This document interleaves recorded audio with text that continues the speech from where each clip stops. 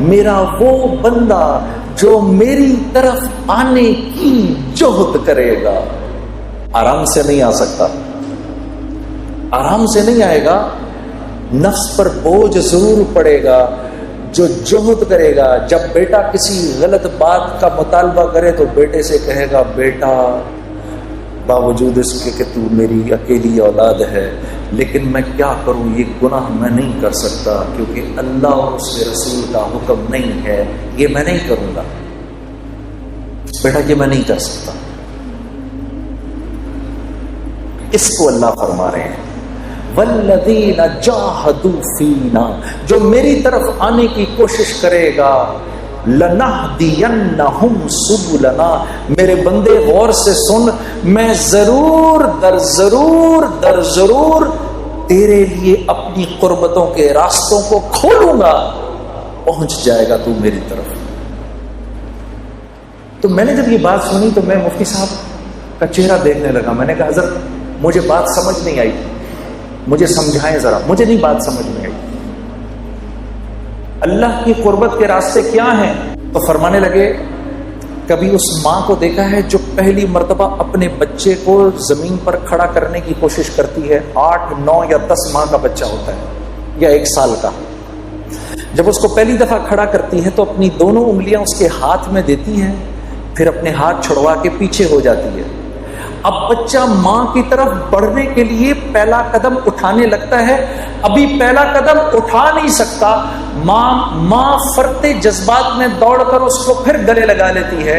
جب بندہ اس بات کا عزم کرتا ہے میرے رب تو کتنا میرا کریم رب ہے, اب تک میں نے کتنا تجھ کو ناراض کیا, آج کے بعد یا اللہ میں تیرے حکموں کو نہیں توڑوں گا, میں پوری کوشش کروں گا کہ یا اللہ میں تیرے حکموں کو پورا کروں, کمی بیشی رہ جائے تو معاف کر دینا.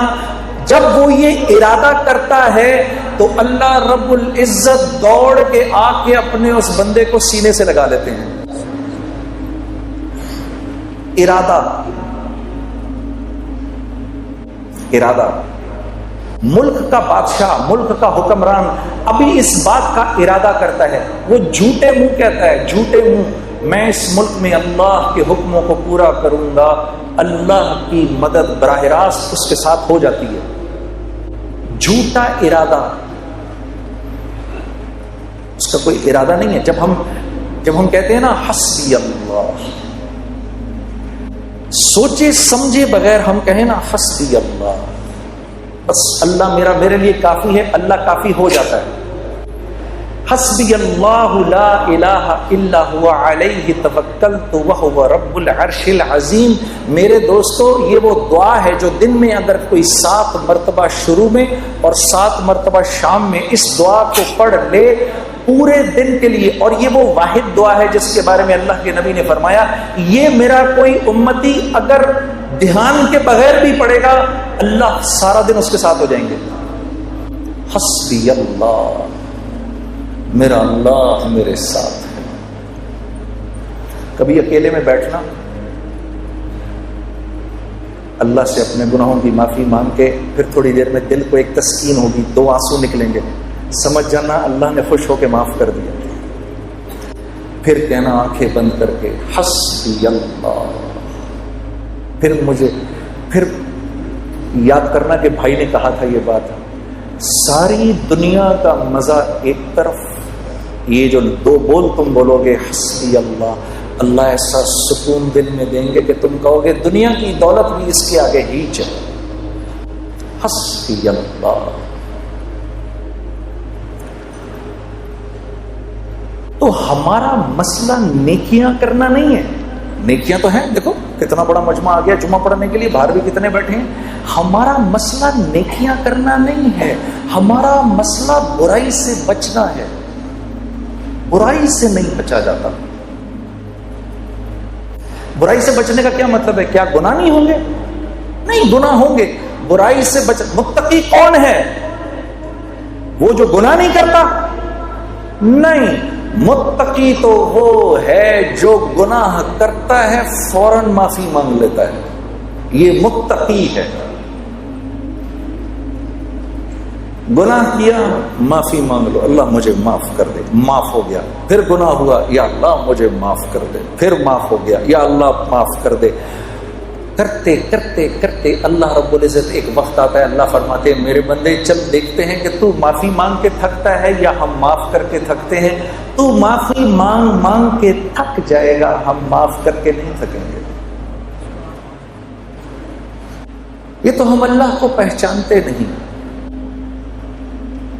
آپ دیکھو، یہ اسکول میں تو سبھی گئے ہیں، 8 بجے کا ٹائم، بھائی 8 بجے اسکول میں جانا ہے، 8 بجے نہیں پہنچو گے تو کیا ہو جائے گا؟ گیٹ بند ہو جائے گے۔ اس کے بعد گھسنے دیں گے اندر؟ نہیں گھسنے دیں گے، چلو بھائی باہر نکلو، ادھر سے گھر جاؤ۔ اب ادھر مؤذن اذان دیتا ہے، اللہ اکبر اللہ اکبر، اس رب سے بڑا کوئی نہیں ہے، یہی سب سے بڑا ہے۔ اذان ہو گئی، اذان کے بعد اللہ رب العزت کا حکم آنا چاہیے تھا، چلو بھائی بند کرو، مسجد کو بند کرو، اب کوئی مسجد میں نہیں داخل ہوگا۔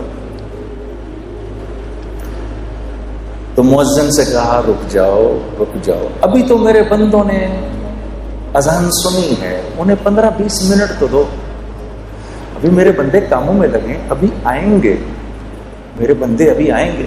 مسجدوں کے دروازے کھول دو، کیونکہ مسجد میری رحمت کی جگہ ہے، میرا گھر ہے، ابھی میرے بندے آئیں گے، کوئی بات نہیں اگر تھوڑی دیر ہو گئی تو، ابھی تو یہ آئیں گے۔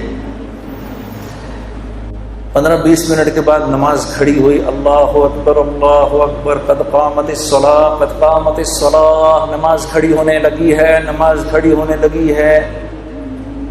اب تو کہہ دینا چاہیے تھا اللہ کو، مؤذن کو، چلو جاؤ اب جا کر گیٹ پر تالے لگا دو، ہونا چاہیے تھا۔ بھائی سمجھ میں آنے والی بات ہے نا، 8 بجے اسکول بند ہو گیا، اب نہیں آ سکتا کوئی اندر، تو اللہ کو بھی تو، اللہ تو اسکول سے بڑا ہی ہے، لیکن نہیں، تالے نہیں لگانا، کوئی بات نہیں، تمہاری نماز کھڑی ہوگی، پیچھے سے میرے بندے آ رہے ہیں، کھول کے رکھو۔ اتنے میں جناب بھائی پہنچے، اللہ اکبر، مولانا نے پڑھنا شروع کیا، الحمدللہ رب العالمین الرحمن الرحیم۔ بھائی پہنچ گئے، یا اللہ میں کیا کروں؟ چپ کر کے کھڑا ہو جائے اس کے پیچھے، یا اللہ میری تکبیر اولا مل جائے گی، مل گئی۔ رکوع کے اندر جانے لگے، رکوع میں چلے گئے، پیچھے سے دوسرے بھائی دوڑے ہوئے آئے، یا اللہ میں کیا کروں؟ چپ کر کے کھڑا ہو جا، یا اللہ میری نماز، چپ کر جا، کھڑا ہو جا، نماز مل گئی۔ 2 رکعت گزری، تیسرے بھائی آئے، یا اللہ کیا کروں؟ چپ کر کے کھڑا ہو جا، تیری بھی نماز ہو گئی۔ تیسری چوتھی رکعت کے اندر لوگ بیٹھے ہوئے ہیں، میں دوڑا دوڑا پہنچا، یا اللہ میں کیا کروں؟ چپ کر کے کھڑا ہو جا، بیٹھ جا، اتحیات پڑھ لے، اور سلام پھیرنے کے بعد جتنی جتنی تمہاری رکعتیں رہ گئی ہیں کھڑی ہو کے پوری کر لو، میں نماز قبول کر لوں گا۔ اتنے میں یہ ایک بھائی بھاگے ہوئے آئے، جب سلام پھیرا، یا اللہ میری نماز رہ گئی۔ تو میرے نبی کا ارشاد ہے، کوئی نماز کے ارادے سے مسجد آئے اور اس کی جماعت چھٹ جائے، اللہ اس کو پوری پوری جماعت کا اجر دیتا ہے۔ ایسا اللہ ہے میرا اللہ۔